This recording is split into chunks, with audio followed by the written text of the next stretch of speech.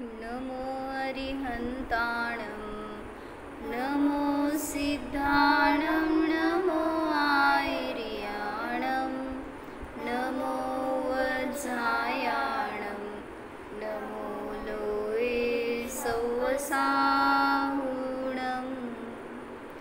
अजर अमर विकल विकारी अविनाशी अनंत गुणधाम नित्य निरंजन भवदुःखभंजन ज्ञान स्वभावी सिद्ध प्रणाम ज्ञान स्वभावी सिद्ध प्रणाम। जय बोलो अनंतानंत सिद्ध परमेष्ठी भगवान की जय।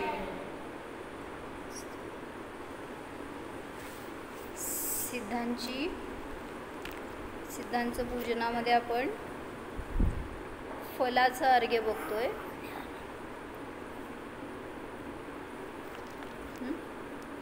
काय सांगायला लागले? परम भाव फलावली संपदा सहज भाव कुभाव विशोधया निज गुणा स्फुरणात्मनिरंजनं सहज सिद्धमहं परिपूजये। सांगार्थ काय? परम भाव फलावली संपदा काल सांगितलं होतं। सहज भाव कुभाव विशोधया कसं ऐकलो आपण?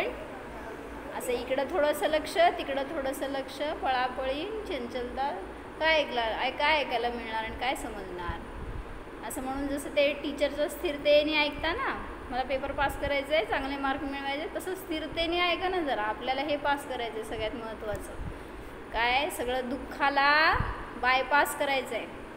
सगळे यांना सोडून टाकायचं आहे त्या दुःखाला आणि सुख मिळवायचं आहे। सुख पाहिजे? कुठं असतं सुख? घरात। हां, सुख माझ्यात आहे, मग बाहेर कुठल्या वस्तूमध्ये सुख नाही। मग हे सांगतायत की ज्यांनी कुभावाचं शोधन केलं त्यांना स्वभाव मिळतो। काय म्हणले? म्हणजे काय? प्रीतीभाभी सांगा। ज्यांनी कुभावाचं शोधन केलं त्यांना स्वभाव मिळतो म्हणजे काय?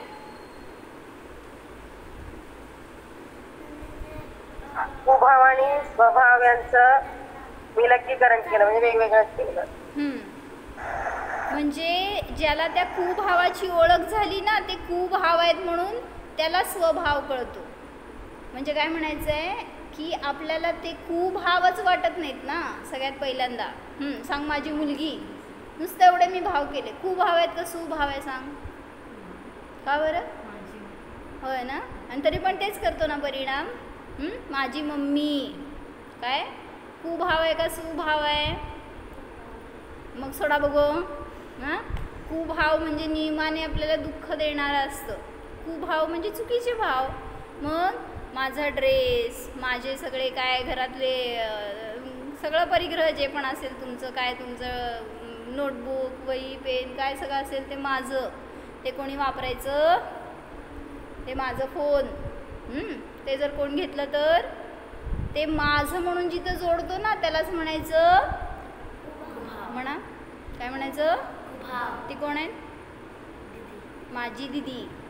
काय झालं सांग? कुभाव का सुभाव? सोड बघू। जा म्हणा तिला, मी येत नाही तर त्यांना ठेवून घे, पण ते सुभावात येतील उलट। म्हणजे आपल्याला न कुभाव समजतो, न सुभाव समजतो, न स्वभाव समजतो, म्हणून तुम्ही अजून काय करताय? चक्रा मारताय। मनुष्य गतीतून देवगतीत, देवगतीतनं तिर्यंच गतीत, तिथनं नरक गतीत, परत मनुष्य गतीत। आता कुठं जायचं आहे? घरी। म्हणजे कुठं? मोक्षाला जायचं आहे। मोक्ष घरात आहे का त्यांच्या? नाही ना, मग इथंच थांबायचं, आता कुठं जायचं नाही। मग सांगतायत की ज्याला मोक्षरूपी फळ मिळवायचं आहे त्यांनी कसं मिळवायचं? तुम्ही जे पण करताय ना त्याचं फळ काय आहे? संसार आहे। म्हणजे तुम्ही जे कुभाव करताय किंवा जे चंचलता, मी आहे ना इथं समोर आहे ना, कुठं आहे, काय केलं, जे कुभाव केले तर त्याचं फळ नियमाने संसारात जाणार, पडणार. तर एक मनुष्य होता आणि तो असं त्या धनाची इतकी आसक्ती त्याला किंवा परिवाराची इतकी आसक्ती, त्याच्यामध्येच काय करायचा, सतत मोही लिप्त राहायचा आणि त्यांच्याच विचारामध्ये सारखं राहिल्यामुळं काय झालं, न तो धर्म करू शकला, न स्वतःचं कल्याण करू शकला, न काय स्वतःची काळजी पण करू शकला नाही. आणि त्याचं फळ काय झालं, त्याच विचारामध्ये राहून राहून शेवटी मरून कुठं गेला, नरकात गेला. सुभावाचं फळ का कुभावाचं, मग तो कुठं गेला, तुम्ही कुठं जाणार, मोक्षाला. कुभाव करून कोणाला मोक्ष मिळणार, त्याच्यासारखेच भाव आपण पण करतोय की नाही. माझं घर, माझे सगळे संबंधी, माझं माझं माझं, त्याचं फळ नियमाने मोक्ष मिळणार नाहीच, उलट मोक्षापासून दूर जाणार आपण. मोक्ष वर आहे तर तुम्ही कुठं जाणार, त्याच्या ऑपोजिट डायरेक्शनमध्ये. म्हणून सांगितलं की एवढं निर्णय करा पहिल्यांदा जीवनामध्ये की आपल्याला खरोखर मोक्ष फल प्राप्त आहे. म्हणूनच चढवताय का फल, का उगीच म्हणायचं म्हणून म्हणताय, काय चढवतो, मोक्ष फल प्राप्त आहे, फलम निर्वपामिती स्वाहा, म्हणजे फळ चढवतो ना, मला मोक्षाची प्राप्ती हो म्हणून मी हे फळ चढवतो. कुठलं फळ चढवायचं,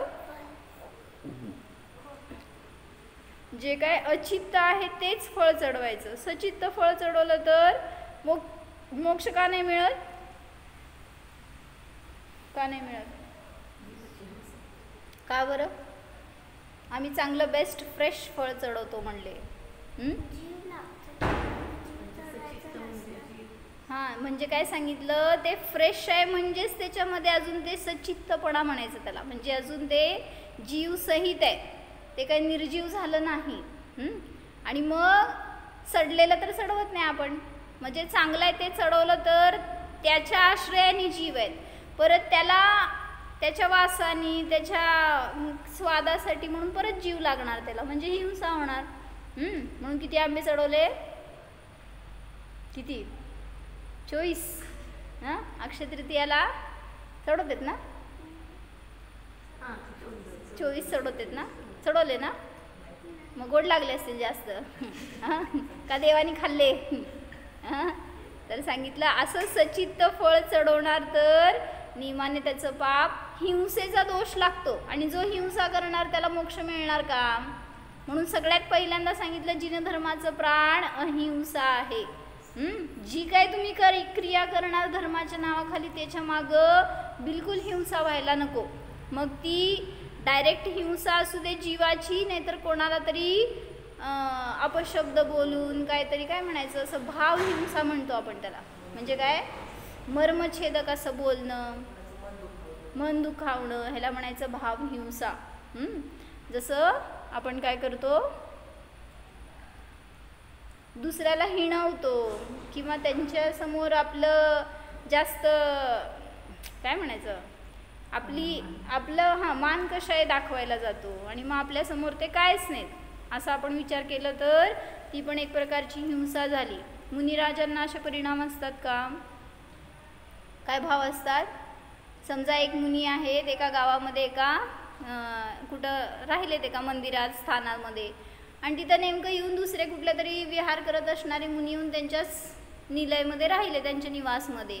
ते मुनी काय करणार, कोण कुठले आहेत, कशाला माझ्याजवळ आलेत, मी तर जातो त्यांनी तर जावं, काय भाव करतो मुनी, काय भाव करतात. हां, मग त्यांना त्यांच्याविषयी ना इष्ट भाव ना अनिष्ट भाव. त्यामुळं सांगितलं की ते स्थिर राहू शकतात. एक मुनी असू देत नाहीतर असे 100 मुनी असू देत, तर ते एकत्र राहू शकतात. पण तुम्हाला तुमची फ्रेंड मिळाली जी तुम्हाला आवडत नाही, काय करणार, तुम्हाला दोघांना एकाच रूममध्ये राहायचं एका रात्री, काय करणार, तिचं तोंड तिकडं तुझं तोंड इकडं, म्हणजे तिथं पण संसारच केला आपण. त्यामुळं सांगतायत की कुभाव काय आहेत हे समजायला पाहिजे पहिल्यांदा. मग जिथं प्रेम हे सुद्धा कुभाव आहे, तर बाकीचं द्वेष आणि क्रोध वगैरे हे तर कुभाव आहेतच. म्हणून असे परिणाम. किती क्रोध करते सांग मम्मीवर? नाही करत? नाही करत? खोटं सांगते काय शास्त्रासमोर? खरं खरं सांगायचं. म्हणजे आपण काय करतो आत्मजा? मम्मीवर किती क्रोध करतो? आरजवी काय? हो तर म्हण, नो तर म्हण. काय म्हणायचं? हो ना. असं केल्यावर काय फळ मिळणार आपल्याला? मग ज्याला चांगलं फळ पाहिजे त्याचे परिणाम नियमाने चांगले असायला पाहिजेत, हे सांगतायत.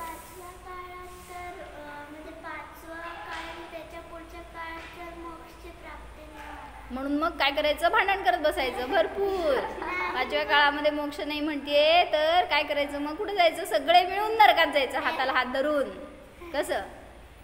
मग जिथं काय सांगितलं त्यांनी की जर तुम्ही आज मोक्षाला नाही जाऊ शकत तर ॲटलिस्ट कुठंपर्यंत तुम्हाला उत्कृष्ट परिणाम करू शकता, त्याचं फळ उत्कृष्ट काय मिळू शकतं तिथंपर्यंत करू शकतो का नाही? म्हणजे किती सांगितलं काय? 8व्या स्वर्गापर्यंत का 5व्या स्वर्गापर्यंत जाऊ शकतो या काळातनं जीव. बघून घ्या शास्त्रामध्ये. तर तेवढ्यापर्यंतचे उत्कृष्ट परिणाम करू शकतो आपण, पण ते करायला सुद्धा कंजूसी करतो. म्हणून सांगितलं की आपले भाव आपण उत्कृष्ट करायला पाहिजे तर त्याचं फळ चांगलं मिळणार. अन्यथा कुभावाचं फळ आहे संसार परिभ्रमण. म्हणजे ज्याला ते नको आहे त्यांनी. आणि काय सांगितलं? काय म्हणतो? जैसे खावे अन्न वैसे होवे मन, जैसे पिवे पाणी वैसी होवे वाणी. काय म्हणले?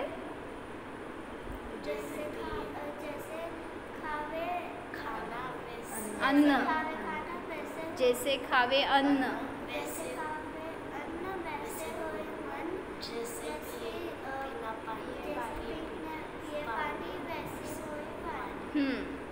म्हणजे एक साधू होते आणि त्यांची फार ख्याती होती. काय त्यांचं काय म्हणायचं? क्षयक्षम जबरदस्त होता. त्यामुळं जे त्यांची बुद्धी छान होती, हुशार होते एकदम ते साधू. तोंडात घालून गाठ. तर ते एकदम साधू हुशार होते एकदम. त्यामुळं त्यांच्याजवळ जे पण कोणी प्रॉब्लेम घेऊन येणार तर त्याचं सगळ्याचं सोल्युशन देत होते ते. मग कुठल्या पण रिलेटेड टू एनी प्रॉब्लेम, कुठला पण प्रॉब्लेम असू दे त्याचं ते सोल्युशन देणार. तुम्हाला काय खायचं प्यायचा त्रास झाला त्याचं देणार, काय तुमच्या संसारामध्ये अडथळा आला त्याचं देणार, कोणाचं काय नुकसान झालं, काहीही असू देत प्रॉब्लेम तर त्याचं ते सोल्युशन देत होते. आणि ते फार चांगलं वाटायचं लोकांना. त्यामुळं त्यांची काय झाली? हळूहळू ख्याती होत गेली. ते फक्त जंगलामध्ये एका कुटियामध्ये राहत होते तर सगळ्या गावातून लोक येऊन तिथं त्यांच्याकडं त्यांचे प्रॉब्लेम सांगायचे. आणि एक दिवस काय झालं? नाही साधू होते, असं कुटियामध्ये राहणारे, भगवे वस्त्र घालणारे असे. तर त्यांनी काय केलं? असं ते निरपेक्ष असायचे, मला काय पाहिजे नाही असं, किंवा माझं नाव व्हावं, सगळीकडे प्रसिद्धी व्हावी, अशी काहीच भाव नव्हती. आपली आपली साधना करणार आणि ज्याला मदत पाहिजे त्याला मदत करणार. तर त्यांची ख्याती त्या जंगलातून गावात पसरली, गावातून नगरात पसरली, नगरातून राजाकडंपर्यंत पसरली. मग राजाला विचारलं की कोण आहेत नक्की असे, आपण भेटून तर येऊ. देवासारखं बसा, कसं देव बसते. तर ते साधू सगळ्यांना घेऊन त्या साधूकडं, राजा सगळ्या आपल्या मंत्र्यांना आणि सगळ्या सेनेला घेऊन त्या जंगलमध्ये त्या साधूंजवळ आला. आणि त्यांनी सांगितलं, म्हटला की मी तुमचं फार नाव ऐकलं आहे, तुम्ही फार पोचलेले विद्वान आहात, साधू संत आहात. म्हटले तुम्ही इथं काय करताय? म्हटले जंगलमध्ये, तुमची खरी गरज कुठे आहे? राजमहालामध्ये. म्हटले माझ्याजवळ किती प्रजेतून येणारे अनेकांचे अनेक प्रॉब्लेम्स असतात, ते मला कधी कधी सुटत नाहीत. मग तुमची मला हेल्प होईल, तुम्ही काय करा माझ्याबरोबर कुठं जंगलमध्ये नाही राजवाड्यामध्ये चला, असं त्या राजाने त्यांना रिक्वेस्ट केली, मुनींना, त्या साधूंना. तर ते साधू म्हणाले की नाही, मला माझ्या कुटियामध्ये साधना करायची, मला कुठं कशाचा मोह नाही, मला कुठं जायचं नाही आहे. पण ते राजा काय ऐकायला तयार नाही, गयावया करायला लागला, खूप त्यांनी विनवणी केली आणि शेवटी दंडवत घातलं राजानी त्या साधूंना. पाय धरून बसला, म्हणला मी तुमचं सोडणारच नाही तुम्ही हो म्हटल्याशिवाय. असं धरून बसायचं सगळ्यांचे पाय, म्हणजे कुठं जात नाहीत कोण. आणि मग ते राजांनी काय केलं, त्या साधूंचे पाय धरल्यावर आता साधूला नाईलाज होता. चल म्हणला, बर बसा शांत, काय करत नसतं ते एवढंसं चिटकलं आहे.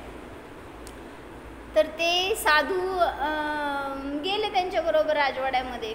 आणि मग राजवाड्यात राहत असताना काय झालं, अनेक दिवस ते तिथला अन्न खात आहेत, सगळं त्याची सगळी सोय केली राजाने एकदम बेस्ट.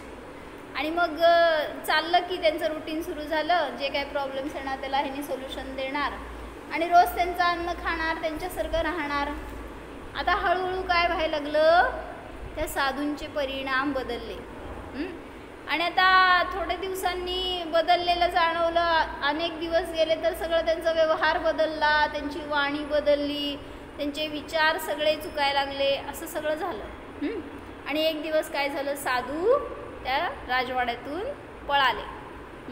पळाले तर बरोबर त्यांनी इतका खजिना घेतला. त्यामध्ये सगळे त्या राणीचे दागिने वगैरे, असं हार, असं मुकुट सगळं होतं. सगळं घेऊन ते साधू पळाले. पळत इतक्या दूरपर्यंत गेले आणि विचार करतात की, म्हणजे पहिल्यांदा दमले आणि एका झाडाखाली बसले. त्यांना कुठं नको वाटलं शहरामध्ये थांबायचं, त्यांनी जंगलचा रस्ता घेतला. आणि मग घेत असताना पळत जाऊन एका झाडाखाली ते बसले, दमले होते म्हणून. आणि ते जवळ ठेवलं त्यांच्या, काय आणलेलं चोरून सगळं ते. तोपर्यंत इकडं राजाला न्यूज कळाली की साधू सगळं घेऊन पळालेत. मग राजाला टेन्शन, म्हणले साधूंनी असं का केलं, त्यांना पाहिजे असं तर मी सगळं दिलं असतं, पण असं चोरून का नेलं त्यांनी. म्हणले जावा आणि शोध लावा कुठं आहेत ते आणि त्यांना घेऊन या, असं सैनिकांना ऑर्डर सोडली. सैनिकांनी सगळीकडं शोधलं पण साधू कुठं मिळाले नाहीत. आता साधू बसले होते तिथं झाडाखाली. आणि नेमकं जेव्हा ते कुटियामध्ये राहत होते ना, त्यावेळेस त्या जंगलमध्ये जे मिळेल ते खायचे. असं काय नाही की पंचपक्वान्न बनवून आपलं मिटक्या मारत खात होते, असलं नाही. फळं मिळाली फळं खायचे, झऱ्याचं पाणी प्यायचे, कोण काय आणून दिलं तर ते खायचे. असं आपलं नॉर्मल एकदम सिम्पल जीवन होतं त्यांचं. झालं काय, आता जिथं ते बसले होते झाडाखाली, तर तिथे त्यांना खूप भूक लागली होती. आणि असं विचार करेपर्यंत झाडाचं फळ तुटून खाली पडलं आणि त्यांनी ते फळ खाल्लं. आजपर्यंत काय केलं होतं, राजाच्या राजवाड्यामध्ये भरपूर अन्न खाल्लं होतं. आणि त्या राजांनी जे काय ऑफर केलं ना, सगळ्याला त्यांनी तुटून पडले होते त्याच्यावर. आणि सगळ्याचा स्वाद घेतला होता. तर आता जेव्हा ते फळ खाल्लं ना, ते त्या बॉडीला सूटच होईना. आणि त्याला इतकं आजारी पडला तो तिथंच त्या झाडाखाली जंगलमध्ये. आणि मग ते सगळं काय म्हणायचं, काय त्याच्या वेदना इतक्या वाढल्या, इतकं त्याचा त्रास वाढला की त्याला अशक्तपणा आला. सगळीकडनं सगळं बाहेर पडलं. आणि मग त्यामुळं त्याला जगणं अशक्य व्हायला लागलं, असं त्याला मृत्यू समोर दिसायला लागला. आणि मग त्यांनी विचार केला की मला असं फळ का मिळालं, मी तर कोणाचं वाईट केलं नाही, पण असं फळ मिळण्यामागं काय कारण आहे. आणि मग त्याला काय समजलं, चोरी केली ना. तर पहिल्यांदा त्याला काय कळलं, चोरी पण का केली, आजपर्यंत मी कधी चोरी केली नाही, आज का केली, असं तो विचार करायला लागला ना. जैसे खावे अन्न वैसे होवे मन, ह्याच्यासाठी सांगायला लागले ती.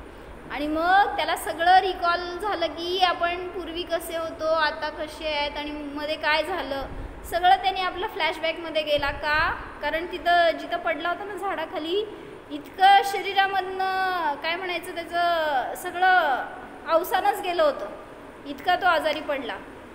कारण खाल्लेलं सगळंच त्याचं बाहेर पडलं होतं. ते न तोंडाने खाऊ शकत होता, न काय कोण देणारं होतं असं काय. त्यामुळं आता त्याला शक्तीच नव्हती, असं त्याला मृत्यू समोर दिसायला लागला. आणि मग तो पश्चाताप करायला की मी चांगलं माझं साधुत्व सोडून का असं भ्रष्ट झालो, आणि का मी तर साधू संत होतो, माझी आपली निर्विकल्प साधना करणार, आणि मी हे का बरं घेऊन आलो सगळं राजाचं खजाना, असं त्याला सारखं वाटायला. आणि शेवटी त्यांनी शक्ती केला आणि काय केलं, ते सगळा खजाना उचलून तो परत दरबारामध्ये गेला. काय केलं, इथं बस माझ्याजवळ, उठ इथं बस. तर त्या दरबारामध्ये गेला परत. आणि मग राजा आश्चर्यचकित झाला, म्हणला तू पळून गेला का आणि परत आला का. साधूला विचारलं की तुला गरज होती का त्या धनाची? मी दिलं असतं धन, तू चोरी का करून नेली? आणि नेली परत का आलास? त्यावेळेस त्या साधूने सांगितलं की म्हणले मी पण माझ्या परिणामांचं परीक्षण केलं. काय केलं? मी कुठं राहिलो होतो? पहिल्यांदा जंगलमध्ये राहिलो होतो. तर कोणाची काय कसलं माझं देणं घेणं नाही, काय नाही, कोण द्या नाही द्या कसली मला अपेक्षा नव्हती. का? कारण मी शुद्ध अन्न खात होतो तिथलं. त्या जंगलमध्ये जे काय मिळेल ते नॅचरली ते माझ्यासाठी खूप आनंददायी होतं. जेव्हा मी तुझ्या राज दरबारात आलो आणि तुझं सगळं अन्न खाल्लं तर काय मला माहीत नाही, पण त्या अन्नाचा परिणाम की माझे परिणाम बिघडले. मग मला समजते की तुझं धन कसं आहे, लुबाडून आणलेलं आहे, कर लादून आणलेलं आहे, कोणाची तरी हिंसा करून त्यांच्यावर काय बळनी जबरदस्ती करून असं तू धन लुटून आणलेलं आहेस, राजाचं धन. आणि मग त्या धनाचं सगळं मी सेवन केलं, त्यामुळं मला काय झालं, असे परिणाम झाले. आणि माझं मलाच पश्चाताप होऊ लागला. जेव्हा मी ते फळ खाल्लं त्यावेळेस ते एक औषधी फळ होतं, जे की माझ्या अंगातलं सगळं अन्न बाहेर काढलं त्यांनी. जे काय मी खाल्लं होतं ते सगळं बाहेर पडलं आणि त्याच्या निमित्तामध्ये माझं शुद्धीकरण झालं माझ्याकडं. काय म्हणले? तुम्ही सगळे एका कडेला बसा. तुम्ही जावा तिथं मागं तिच्या, तुम्ही इकडे या. हां, काय म्हणले? हां, म्हणजे सगळं बाहेर पडलं ना, ते राजाचं खाल्लेलं जे पण होतं ते, त्याच्यामुळं माझं शुद्धीकरण झालं. आणि म्हणून मी चांगला विचार करू शकलो आणि मला समजलं की हे जे मी खाल्लं ते सगळं त्या अन्नाचा परिणाम आहे आणि माझे परिणाम असे त्यामुळं बिघडले. म्हणून राजाला सांगितलं त्यांनी की मला तुझं राजवाडा, तुझं धन सगळं तुला लाभ असो, मला त्याची काय गरज नाही. म्हणून आपल्याला पण काय फायदा आहे शिकून, गोष्ट समजून काय फायदा? काय खाता ते विचार करा. म्हणजे आपले परिणाम जर विचित्र होत आहेत तर समजून घ्या आपण पण विचित्र खातोय. काय खातो ते चुकीचं आहे. आणि मग म्हणून सांगितलं की जर मोक्षरूपी फळं पाहिजे असेल तर काय करायला पाहिजे? हां, तर जसं चौक्यामध्ये बनवतात ते सगळं शुद्ध असतं. मग शुद्ध परिणामांनी बनवलेलं भोजन हे सात्विक आहे, त्याच्या निमित्तात तसे परिणाम राहतात. तशी वाणी राहते, तसं मन राहतं, तशी सगळी चर्या राहते आपली. त्यामुळं सांगतायत की जर आपल्याला मोक्ष फलाला प्राप्त करायचे तर त्या अनुरूप आपला पुरुषार्थ असणं आवश्यक आहे. आपण मोह करतो किंवा कुभाव करतो, त्याचं फळ नियमाने आपल्याला दुर्गतीचं दुःख भोगावं लागतं. तर एक सांगितलं ना की जो एकदा खातो तो योगी असतो, जो दोनदा खातो तो भोगी असतो, आणि जो अनेकदा खातो तो आत मजा असते. कोण असते? रोगी. नाही, चुकलं. काय झालं? एकदा खातो तो योगी, दोनदा किंवा चारदा लय म्हटलं तरी खातो तो रोगी, आणि अनेकदा खातो तो भोगी. 2 किंवा 4 वेळा म्हटलं त्यापेक्षा जास्त खातो तो रोगी होतो. आणि जो अनेकदा खातो, येता जाता काय करायचं, असं चरायचं. शेंगा दिसले खाल्लेच, तांदूळ दिसले तरी खातात लोक. आता काय खायचं कोणाला माहिती, जनावराला ठेवतात की नाही काय कोणाला माहिती. म्हणून ते माझा भाऊ काय म्हणताय, तुम्ही काय करता, भाजी करता ना, दोडक्याची भाजी केली, त्याच्यावरचं साल काढता ना, काय काढल्यावर त्याचं काय करता हो, चटणी करताना. ते म्हणताय बिचारे जनावरांना तेवढं तर ठेवा, त्यांचं पण तुम्हीच खाताय बिचाऱ्यांना, काय मिळावं खायला. म्हणजे काय मिळेल ते खायची तयारी आणि मिळवून खायची तयारी. आणि जितक्या वेळा मिळेल तेवढ्या वेळा. किती वेळा खायचं. म्हणून थोडंसं गुरुजवळ आलो ना तर बघायचं त्यांनी कसं खातात, कधी खातात, काय काय खातात. मग त्यांच्यासारखं आपल्याला संस्कार करायला नको का आपण. त्यांनी एके ठिकाणी बसून एकासन करतात, सगळे एका वेळीस व्यवस्थित घेतात. मग आपण काय करतो, बरं तुम्ही 2दा नाही 4दा एका ठिकाणी बसून व्यवस्थित जेवा की, चालत नाही का. काय अस्मी किती वेळा खाती सांग बघू घरात?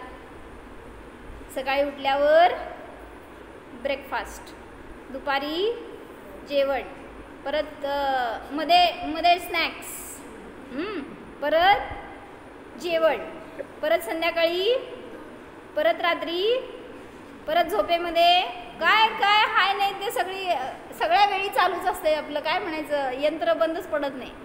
मग असं असताना करायचं का नियम, मी जे काय भोजन करणार खरकट ते एका ठिकाणी बसून खाणार, येता जाता चरणार नाही. इथं आहे तोपर्यंत चालतंय ना? हां चला करा. मी इथं आहे तोपर्यंत खरकट खाताना एका ठिकाणी बसून एका वेळी खाणार, म्हणजे जेव्हा पण खाणार तेव्हा. 2दा 4दा केव्हा खाता ते एका ठिकाणी बसून चालत फिरत खात पीत. म्हटले ना आम्हा एकदा पाय हलवलं तर आसन बदललं तुम्ही, म्हणजे एक आसन संपलं, 2 आसन झालं, 4 आसन झालं. जसं तुम्ही खुर्चीवर बसून जेवता ना पाय हलवत हलवत, ते जेवढ्या वेळा हलवणार ना तेवढ्या वेळा आसन झालं आपलं. कळतं का आपल्याला असं? मग तिचा दोष असतो, त्याच्या निमित्तात आपण संयमापासून दूर जातो. काय होतो? पहिली संयमी दुसरी असंयमी होतो. म्हणजे असं संयमामध्ये आपलं आयुष्य जातं. म्हणून काय करायचं, इथं आहे तोपर्यंत करायचं का? म्हणा नुसतं हात जोडा. इथं आहे तोपर्यंत जेवण करायला एके ठिकाणी बसून खरकट खाणार. किती वेळा पण खावा जाऊ देत, पण चालत फिरत नाही खायचं इकडं तिकडं. आणि मग आपण काय करतो, टी व्ही बघत इकडं खायचं, तिकडं जाऊन आणायचं आणि परत पळत पळत ते मोबाईल चालवत सगळं आपलं असं चाललेलं असतं. तर काय खातो हे पण दिसत नाही. त्यात काय पडलं तर स्वाहा, म्हणजे ते मोक्षाला गेलेलं असतं ना. म्हणून म्हटलं की आपण रोगी का होतोय आणि भोगी का होतोय ह्याचं कारण समजलं तर असंयम संपवायचं पहिल्यांदा आपल्यातून जेवढं शक्य नाही. आणि आपल्याला समजते ना आपण कुठं चुकतोय ते, आपण स्वतः बंधन घाला, तसं संयम अंगीकार करा, थोडंसं त्यात प्रोग्रेस करा. गुरूंनी सांगायला पाहिजे असं नाही आहे, कारण तुमच्या शरीराची कंडिशन तुम्हाला माहिती आहे. तुम्हाला कधी वेळ मिळतो, तुम्ही किती संयम करू शकता, किती त्याच्यामध्ये प्रगती करू शकता हे तुम्हाला माहिती आहे. तर तुम्ही वाढवा ना. दीक्षा घ्या म्हणल्यावर घेणार का नाही? किती अवघड वाटते मग त्यावेळेस. म्हणून म्हटलं थोडा थोडा. एक जण आहेत स्वाध्यायी माझ्याजवळ, तर त्यांना मुलगी किती 1.5-2 वर्षाची मुलगी आहे, पण इतकी रुची आहे स्वाध्यायाची, इतकी रुची आहे. ते मुलीला घेऊन बसतात तर ती मुलगीच स्थिर बसती 1 तासभरपर्यंत माझ्यासमोर, मला दाखवते ते व्हिडिओमध्ये. तर म्हणजे म्हणायचे आपण कसे भाव करतो ना तर तिच्यावर संस्कार तसे करतात ते. त्यामुळं ती पण स्थिरतेने ऐकती, ध्यान करती छानपैकी. काय कळते माहीत नाही पण करती सगळं बरं का. एके ठिकाणी बसती आणि ओ बोम करत बसती. म्हणजे भाव तरी केले की नाही तसे. मग आपण काय संस्कार करतो? काय चाललंय तुमचं? कोण काय दिसतंय का तुम्हाला? आणि मग माझ्याकडं बघा काय सांगितले, सांग काय सांगितलं मी, काय करायला पाहिजे. ती काय करते नाही, मी काय करायला पाहिजे ते सांगा. मी काय करायला पाहिजे? संयम करायला पाहिजे, हे शिकवलं मी. म्हणून आपल्या जीवनामध्ये असंयम आहे तर त्याचं दुःख भोगावं लागतं. आणि असंयमाचं फळ नियमाने शरीर बिघडतं. म्हणून जर आपल्याला तसं बिघडायचं नसेल तर संयमाने राहा. म्हणून त्यांनी अजून एक सेंटेन्स काय सांगितलं,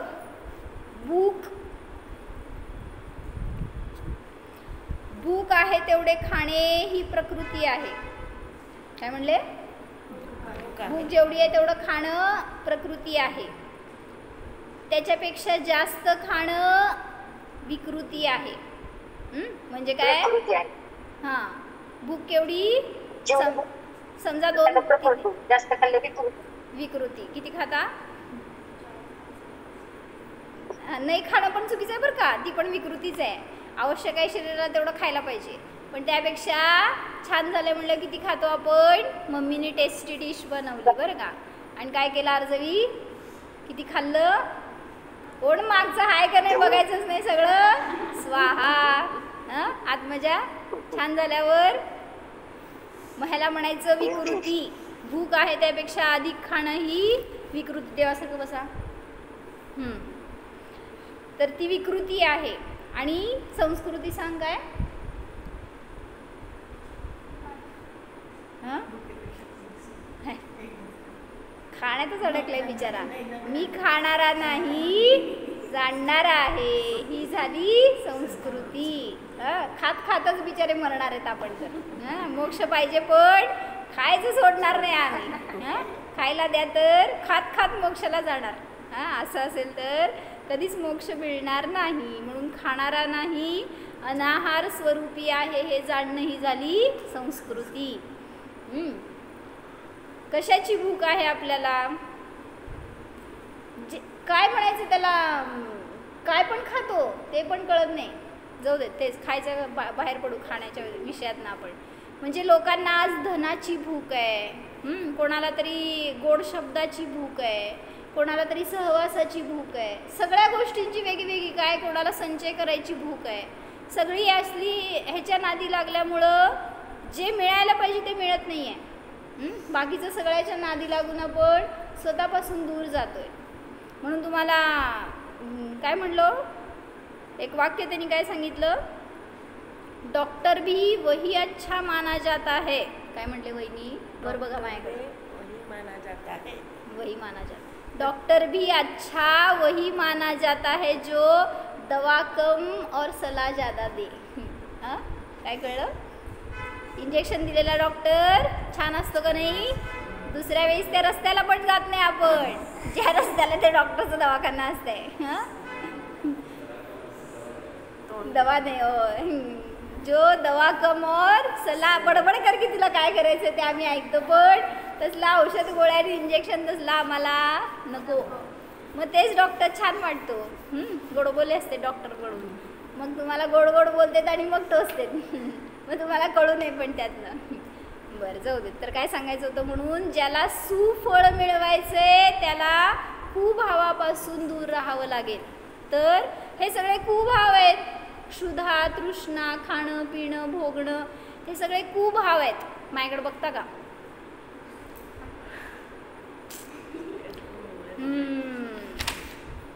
म्हणून असे कुभाव आपल्याला व्हायला नको. अन्यथा आपण पण अशा संसार चक्रामध्ये फिरत राहणार, त्याच्यातून बाहेर पडू शकणार नाही. बाहेर कोण पडतो? ज्यांनी याला जिंकतात ना ते बाहेर पडतात. तर असे ते सिद्ध म्हणले जातात, मुक्त म्हणले जातात, मोक्षगामी म्हणले जातात. तर माहिती आहे तुम्हाला, एका वेळेस जर मुक्तीला गेले मुनी तर किती जाऊ शकतात? एका समयात जर मुनी मोक्षाला गेले तर किती जाऊ शकतात?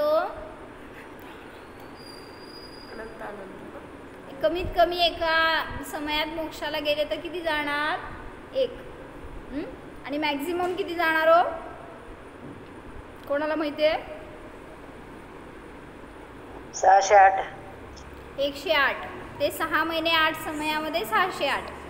एका समयामध्ये जर जातील तर मॅक्झिमम 108 जीव मोक्षाला जाऊ शकतात आणि कमीत कमी एक जीव.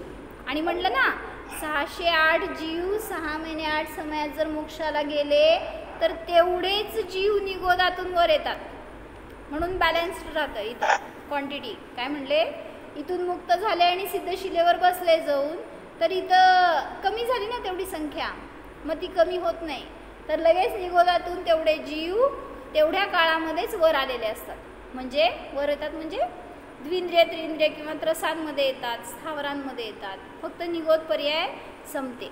म्हणून त्यामुळं संसार राशी बॅलन्स्ड असते.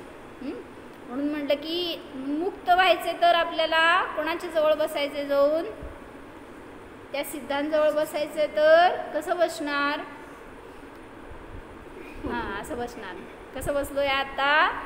सगळे आम्हा म्हणतात बटाटे वडे बाहेर येतात. का? कारण जे बटाटे खातात ते वागतात.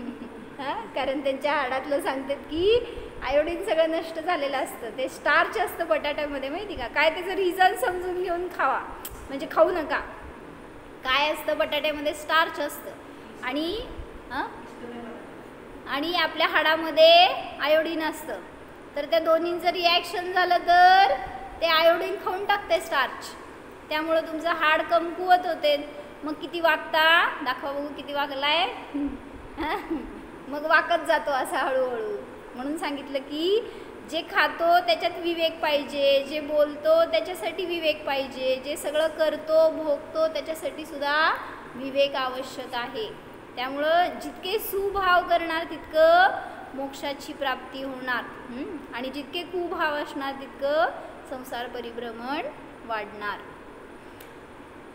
विभावाचे फळ नियमाने दुःख आहे व धर्माचे फळ नियमाने सुख आहे. पण ह्याच्यावर विश्वास बसत नाही म्हणती. हां नाही मी माझ्यासाठीच सांगायला लागले, तू कळलं मला ते. म्हणजे जर धर्म आहे करतोय तर त्याचं फळ मला काय मिळणार वाटतं का तसं? धर्माने मला सुख मिळणार आहे. तर किती सुख पाहिजे तुम्हाला तेवढा धर्म करायला किती धडपड करतो सांग. बास की थोडंसं केलं की आता जाऊन आलं मंदिरात पोटापुरतं झालं. मग एवढंच सुख पाहिजे तुम्हाला तर तेवढाच पुरुषार्थ करता. आणि त्यामुळं सगळं या शरीरासाठी चाललंय. शरीराचं सुख ते माझं सुख. वास्तविक सुखाची टेस्टच माहीत नाही तुम्हाला. त्यामुळं अजून तुम्ही तिथपर्यंत पोचला नाही. म्हणून सगळ्या परिग्रहाचं संरक्षण करायला जातो, सगळ्या त्याच्यातून आनंद शोधायला जातो. तर एक ट्रॅजेडी काय सांगितली मला एकांनी की एक ठिकाणी आग लागली होती घराला आणि त्या घराच्या आतमध्ये ती स्त्री होती. तर ती आग इतकी भडकली होती की लोक येऊन तिला वाचवेपर्यंत जवळपास ती जळली होती. पण तिच्याजवळ तान्हं लेकरू होतं एक आणि त्या लेकराला वाचवायचं होतं तिला. तर घर पूर्ण आगीने भरलं होतं. त्यामुळं तिने काय केलं त्या बाळाला खिडकीतून बाहेर धरलं आणि जोपर्यंत ती जळत राहतीये ना तोपर्यंत तिचा हात वर्किंग आहे तोपर्यंत त्या बाळाला तिने धरून ठेवलं. आणि मग बाहेरची लोक गोळा होऊन तिथंपर्यंत पोहोचेपर्यंत तिचं जवळपास संपूर्ण शरीर जळून गेलं आणि हातातली शक्ती संपली की बाळ सुटलं आणि खाली लोकांनी मग त्याला झेललं काय पकडलं असं ते वाचलं. म्हणजे तिथं सांगितलं त्यांनी की ती आई आपलं प्राण देऊन सुद्धा त्या बाळाची रक्षा करायला तयार. तसं इथं आपल्याला जिनवाणी माता सगळं देऊन आपली रक्षा करायला लागले.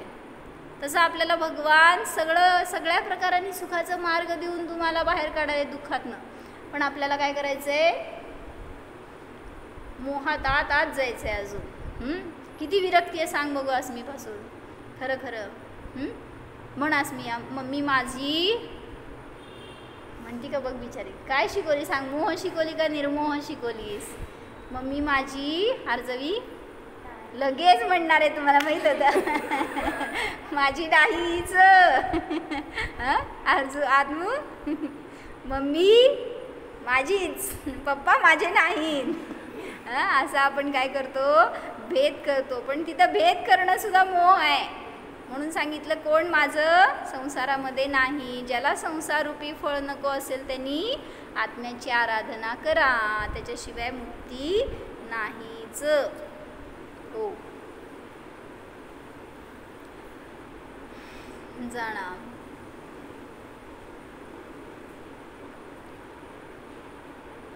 स्वतःच्या अनंत सुखमय आत्म्याला जाणा.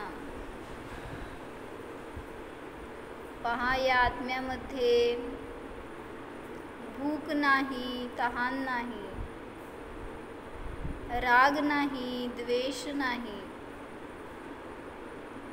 मोह नाही, लोभ नाहीच. या सर्वापासून हा मी तर अस्पर्शी आहे, ज्ञाता द्रष्टाच आहे. निर्मोह स्वरूपोऽहम् मुक्त स्वरूपोऽहम् जीवोऽहम्. ओम विसर्जन. नमो हरिहर.